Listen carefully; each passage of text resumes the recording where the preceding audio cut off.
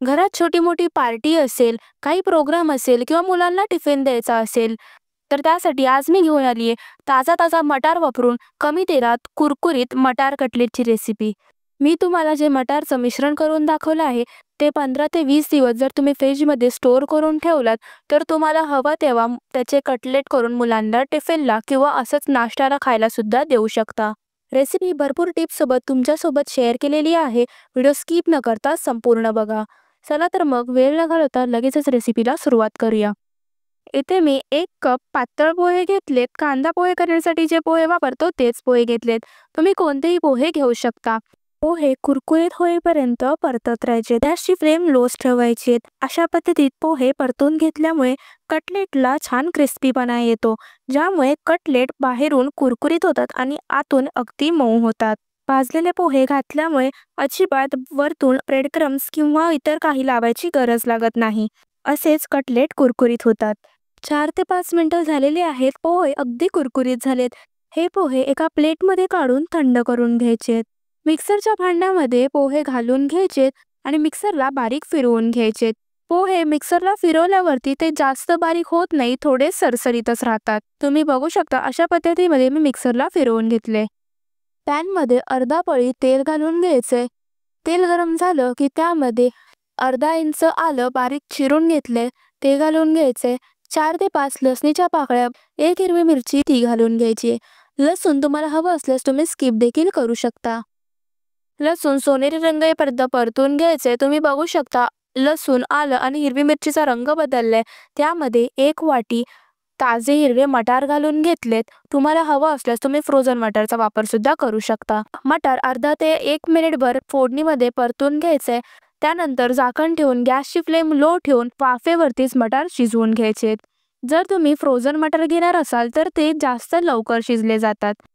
झाकण काढून घेतलंय. मटार शिजलाय का ते चेक करून घेऊया.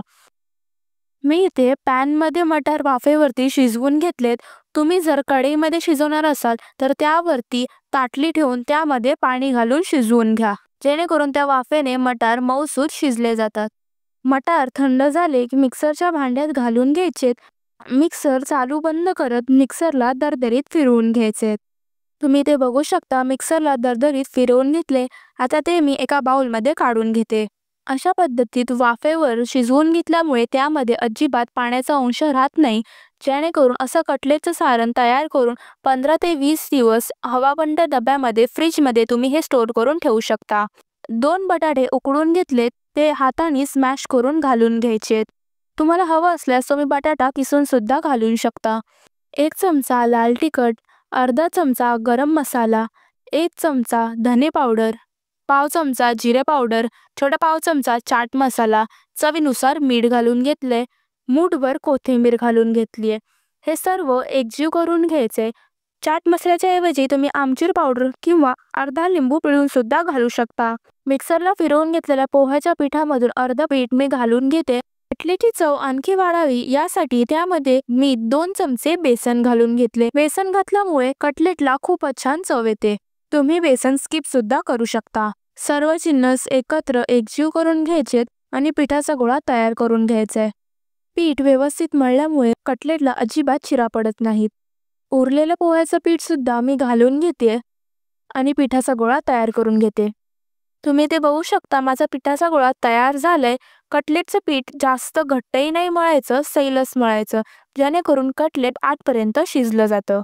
आता छोटे छोटे गोळे घेऊन तुम्हाला हव्या त्या आकाराचे कटलेट करून घ्या. इथे मी तुम्हाला कटलेट करून दाखवते. तुम्ही बघू शकता अजिबात कटलेटला चीर गेलेली नाहीये. इतपत मी कटलेट जाड ठेवलेले आहेत. पीठ व्यवस्थित मळलं गेलं की कटलेटला अजिबात चीर जात नाही. तुम्ही बघू शकता मी इथे अजिबात पाण्याचा वापर केलेला नाहीये, पण तुम्हाला जर आवश्यकता वाटली तर हाताने शिंपडून पाणी घालून घ्या. जास्त पाणी घालू नका. रेसिपी आवडली असल्यास व्हिडिओला एक लाईक नक्की करा. चॅनल अजून सबस्क्राईब केले नसेल तर चॅनलला सबस्क्राईब करायला विसरू नका. सगळे कटलेट इथे मी करून घेते. पॅनमध्ये तेल गरम करून घेतलंय. तुम्ही तव्यामध्ये सुद्धा कटलेट शॅलो फ्राय करू शकता. फोडणीमध्ये परतून शिजवलेल्या मटार कटलेटची चव अप्रतिम लागते. मी पोह्याचं पीठ घेतले, त्याऐवजी तुम्ही कॉर्नफ्लॉवर सुद्धा घेऊ शकता. कटलेटच्या पिठाला बाइंडिंग येईल इतपतच कॉर्नफ्लॉवर किंवा पोह्याचं पीठ घालून घ्यायचे. जास्तही पीठ घालायचं नाहीये. कटलेटला मटारची चव आली पाहिजे. गॅसची फ्लेम लो ठेवून कटलेट एका बाजूने शालो फ्राय झाले की दुसऱ्या बाजूने सुद्धा फ्राय करून घ्यायचे. तुम्ही बघू शकता कटलेटला किती छान रंग आलाय. कमी तेलामध्ये कुरकुरीत कटलेट तयार होतात. गॅसची फ्लेम लो ठेवून कटलेट शालो फ्राय केल्यामुळे ते आतपर्यंत शेकले जातात.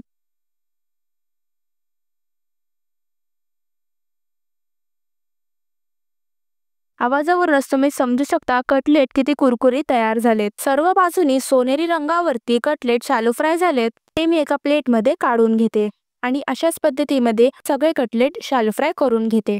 इथे माझे कटलेट तयार झाले. तुम्ही बघू शकता सर्व बाजूनी सोनेरी रंगावरती ते शालो फ्राय झालेत.